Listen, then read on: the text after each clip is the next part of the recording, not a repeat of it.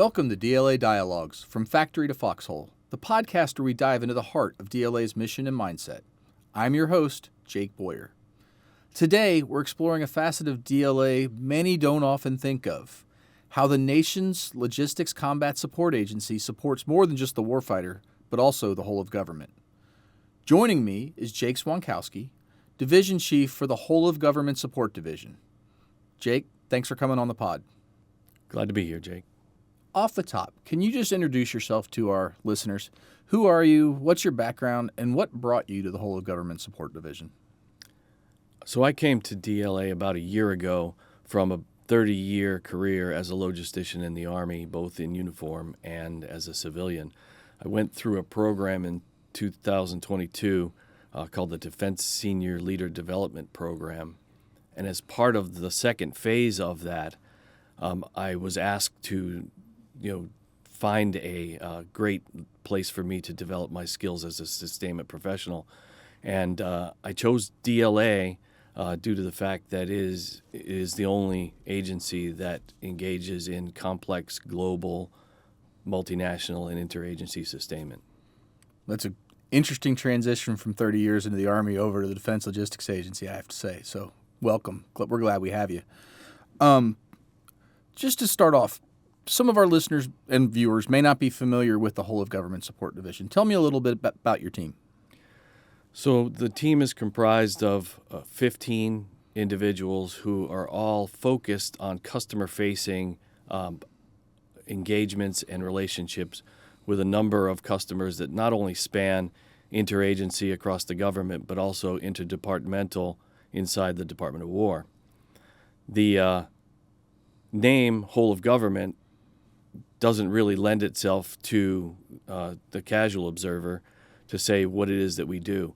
But really, Whole of Government is used as a concept. So the division is focused on ensuring that we have customer-facing support to each one of the agencies that we support. Okay.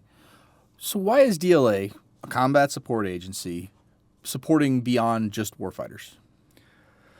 Well, so I like to think of this as the win-win-win category. You've heard of 2 wins. I like to think of this as 3 wins because while DLA's primary focused on the military services, the ability of us to support interagency partners allows DLA's bulk buying power to really take shape and reduce costs to the warfighter. So that's win number 1 is bulk buying power, reduce costs to the warfighter. The second thing is these agencies, if they were left to procure logistics on their own, would pay a much higher price. So they are benefiting from a reduced cost because of that bulk buying power. So that said, that's a win for the American people. You've talked a little bit about discrete groups of customers, and I know you've kind of got 2 primary customers groups. You've got the agencies and organizations that you're supporting inside the Department of War, and then there's others outside the department, but they're still involved in national security, protecting people and property, stuff like that. So can you give me some examples of some of the support you provide to those 2 groups? Yes, the 2 primary customers inside the department are the Defense Health Agency and the Defense Security Cooperation Agency. Defense Health Agency, which took responsibility for all the military medical treatment facilities, primarily uses the troop support medical supply chain to fulfill medical requirements at those facilities. And then the Defense Security Cooperation Agency is in direct of foreign military partners who've used the FMS process to buy U.S. weapon systems. And so we provide Class 9 from weapons support supply chain to foreign partners via DSCA. So how about the other agencies? I'm talking about like your departments of Health and Human Services, FEMA, places like that. What kind of support do we provide there? So we support the Department of Homeland Security, FEMA, the Coast Guard, HHS, to name a few. And each customer's needs is unique. So HHS is very similar to the Defense Health Agency that it requires medical supplies. The VA is mostly medical supplies. But I think that each one of the customers spans across a number of DLA supply chains. The Coast Guard, as an example, uses almost all of the supply chains as it orders repair parts, it orders subsistence, it orders medical supplies. Now, with that said, do you have can you give me some concrete examples of what whole of government is doing to tie us with all these different organizations? How can we leverage that when it's needed? Well, I think that up front, the number one most important thing is relationship building, because when you need to make a 911 call for logistics support to DLA, you don't want it to be the first time that you call. So the team and I spend a lot of time building relationships.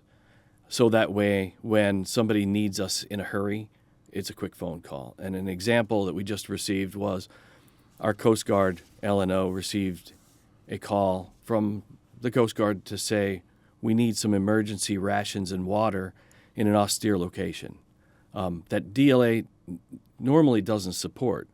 But through that dialogue, we linked in troop support subsistence supply chain, and we were able to accomplish support in short order when it would have taken a lot longer had the Coast Guard used routine measures.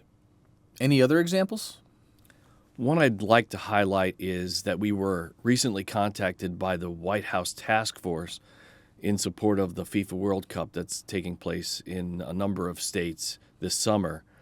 The task force wants to send a grant of $250 million through DHS and FEMA to the states that are hosting the event, and those states will then use that money to coordinate force protection and logistics supplies, and they've asked DLA to provide those. And you said you had one more example? Right. In support of the security of the southern border, a number of agencies and organizations have been ordering concertina wire in very large quantities that is stressing the supply chain. And so it was apparent to the team that the entities were not synchronizing or coordinating their orders, but instead the Joint Task Force Southern Border was conducting orders. Customs and Border Protection sectors, which don't really communicate well to each other, were ordering without synchronizing. And the national defense areas that have been annexed to the bases in the region were also ordering. And so that put some stress on the supply chain. It was apparent to me that we needed to reach out to both the Joint Task Force and the Customs and Border Protection sectors. And so now we're conducting a weekly synchronization session with Troop Support, who's doing the heavy lift on the supplying of concertina wire and on all the other equipment required to install it. So that way we can manage the health of the supply chain as well as ensuring that customer requirements are met, synchronized, and sent to the proper locations.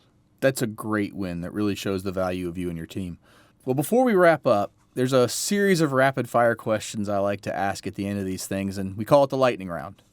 So first off, what's a good book you've read lately?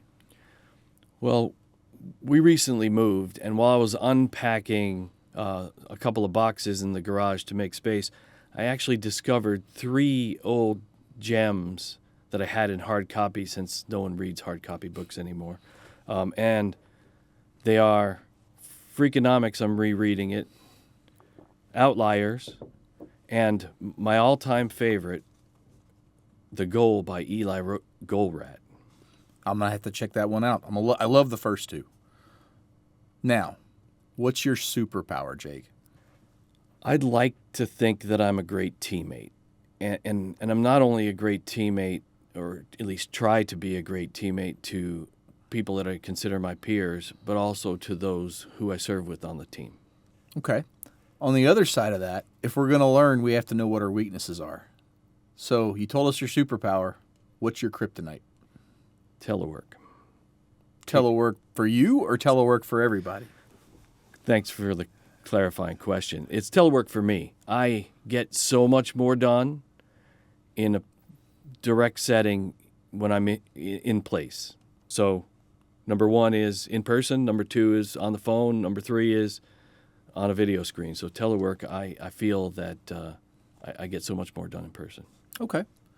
Well, Jake, thank you so much for joining us and discussing the mission of your division. I think it's an important story for everybody out there to hear, so I really appreciate you coming and joining us today. Thanks for having me. For DLA Dialogues, this is Jake Boyer. Until next time, remember that learning is a superpower. Use it wisely.